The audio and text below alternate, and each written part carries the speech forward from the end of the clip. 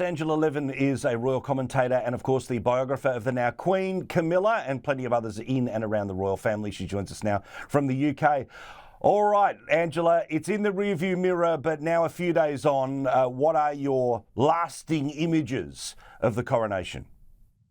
My lasting images are being very human and being accessible and allowing yourself to be emotional. I think you rarely see a king who is emotional, but King Charles was very involved in the whole thing, and you could tell that it was overwhelming for him at some points. I think he is a religious man, and I think the whole way it was done. And of course, when Prince William, now heir to the throne, came up and touched his crown and then kissed him on his left cheek, and he said, "Thank you, William." Oh gosh, I wanted to cry. Whereas the rascal was sitting away from his brother and behaving like a silly teenager, really. I think he was very, very uncomfortable. I think he felt very strange that he was there by himself and, rushing off immediately without even having the time to say congratulations to his father and his brother is, just hopeless, really. Yeah, you could almost hear in the Abbey his feet dragging because clearly didn't want to be there, was there for the shortest period of time he possibly could. But I've got to say, well done to the seat planners, because sitting behind the feather on the top of Anne's head was a genius move. It was hilarious because when Meghan came for the Jubilee or the Queen's funeral, I can't remember which one, there was a big candle in front of her, so the camera couldn't get to too many photos of her. And this time it was a bright red feather, and that was it was too hilarious, wasn't it? It was just really funny. The other thing that was so lovely was watching William and Catherine's three children. I mean, George did a great job holding the train that went behind his grandfather. And at first he was all quite hunched, and then he suddenly remembered he had to be upright and strong and look sort of soldier-like. And he was very good. And Charlotte, of course, Princess Charlotte, is absolutely got our eye on everything, telling her brothers what to do, looking like that and sort of saying, move here, do this, and looking stunning, a sort of mini mother, just sort of look about her.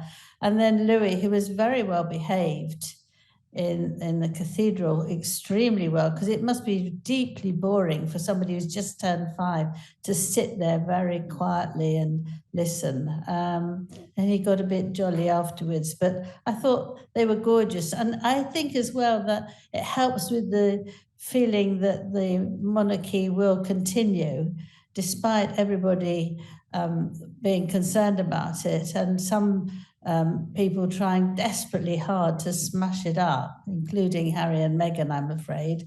But you see King Charles, and you see a tremendously feeling, hardworking Prince William, and then you see the sweetness of Prince George, and that's enough to see and feel comfortable. Because we in London, we in the UK, we really need a monarchy. We love them. We feel happier with them. Well, also, I couldn't help but think, the loneliness of Harry was obvious, but I think the message that was very clear for him physically and then for everyone else watching is they don't need him. It doesn't matter. He's decided to exercise himself from the family, but it's a family that steps up at big occasions, that shows emotion in front of the world, like, as you say, William kissing his father after touching the crown. It's all up to him how he comes slithering back to them. But the point is, they don't need him anymore. Yes, it's very interesting, isn't it? There was no booing, no cheering, nothing. Nobody sort of cared whether he was there or he wasn't. But it's his own doing. And I think he feels that the nastier he gets and the more he demands, eventually they will give in to him. But actually, it's completely the other way around. They're not answering him. They're not apologizing for all the rude things that he said about them. They're not sitting down with 300 things that he feels very badly about, that he remembers when he was 4 and onwards. They just think it's just, I think the whole world, well, apart from groups that are still sort of fancy the two of them, we don't care if he doesn't come back anymore. We're managing, we're fine. But what I felt was shocking was that Meghan, who I understand she doesn't like the royal family, she doesn't get on with them, she didn't fit into the way it works. But I would have thought that Harry, who is very sensitive, or despite the way he behaves, his mental health issues, it must have been difficult. And she didn't put her own feelings away and came with him just to support him. I didn't want her to be there, but when I saw Harry walk in all alone, his cousins all had a partner and they had comfort and somebody else was there with them. And he was all alone. And I think that was part of the fact he was going, hello, how are you? And, jogging along and just very, very self-conscious. But, why can't a wife who really cares about her husband drop everything and is there for them when they're needed? Families can be very difficult, but sometimes you have to swallow what you think. They weren't talking to everyone. You could just sit there for 2 hours and then off you go. I thought it was heartless, really.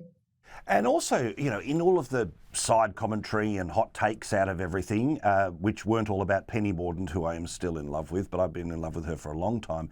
I'm glad the rest of the world noticed her striking manner, but still. Yeah. The Bridgerton actress who plays a spin-off of a Queen, Netflix, whatever, she turned around and said that the balcony was just, too white. Well, of course, that's what that family is, and the Japanese royal family looks like it does, and all the different royal families around the world look like. Yes, I mean, it really has hit many people's hearts. Absolutely furious. They think it's white racism and they won't take it. And she said it's terribly white. I mean, what is the solution to that? That every family is obliged to have someone of colour within their small family. I mean, it's absolutely nonsense and very cruel, completely the wrong thing to say. And actually, it's still running at quite a high temperature that people are still absolutely furious. And she said, of course, she felt that she'd obviously might lose her part in these. In the TV series, and she said, "Oh, I don't mean to hurt anyone. Come on, you have to be a bit careful what you say. You don't attack people."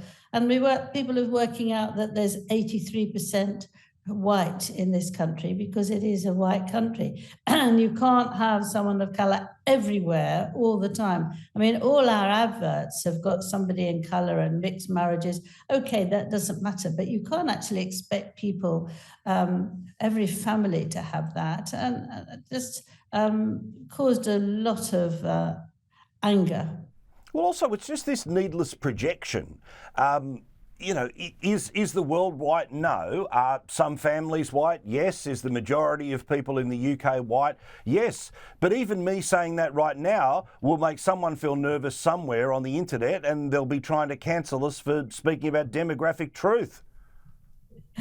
Yeah, I'm afraid so. So be careful. Yes, I mean, it is. I think this was too far, actually. This was real white racism, and so many people have sent text and spoke about it, that saying, would you say that about Obama's family? Would you say that about an Indian family?